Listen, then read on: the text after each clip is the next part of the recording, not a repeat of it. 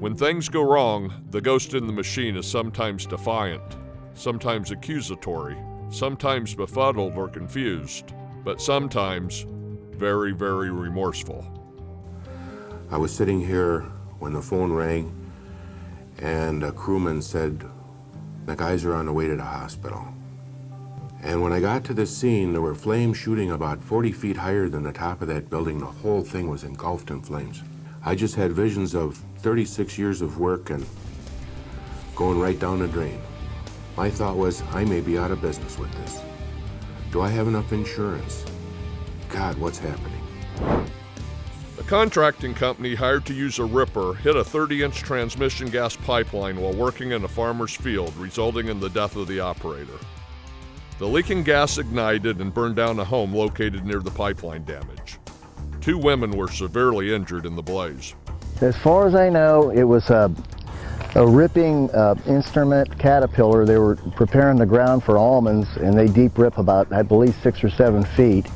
The contracting company's 811 ticket for their work expired several days before the explosion. California law states that excavators' tickets shall remain valid for not more than 28 calendar days from the date of issuance, and after that date shall require Regional Notification Center revalidation. No revalidation was submitted by the contracting company. The contracting company contends the ticket expiration played no role in the incident, as they were never contacted by the pipeline company while the ticket was valid. There have been previous incidents involving the 2 companies. In October of 2014, the contracting company hit the same pipeline about a mile away from the 2015 incident.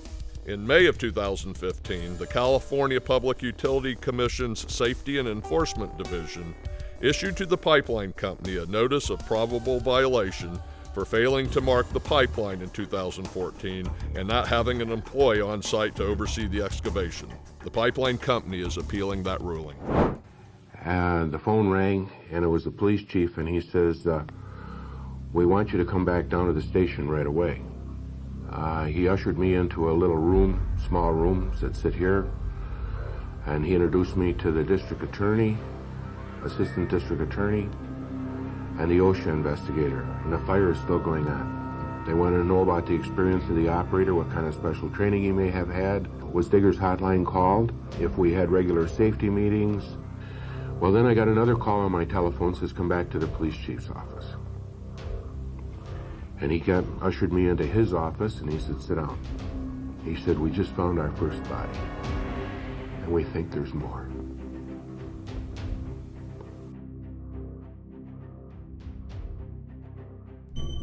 There's been a lot of change in damage prevention attitude and execution since 1992, when Digging Dangers introduced Don McCoy to the excavating and utility world.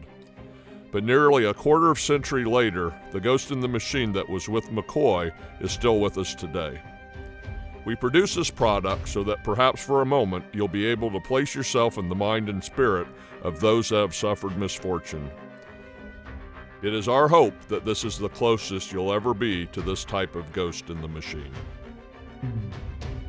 Today we're attempting to pull back 600 feet of 2-inch coil pipe. As you see down below, we have our tracer wire connected onto it, and there we go. Just a little bit of issues. There's a lot of sand out here, so you gotta just take extra precautions. Other than that, just putting pipe in the ground. You're gonna run into challenges, whether it's tree roots you run into or whatever.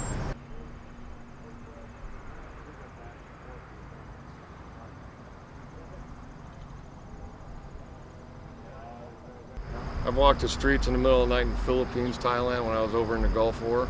Tell you what, I come back here, it doesn't bother me. Other than that, I enjoy what I do. Getting the pipe in the ground, put it together, doing good work, and making the company money.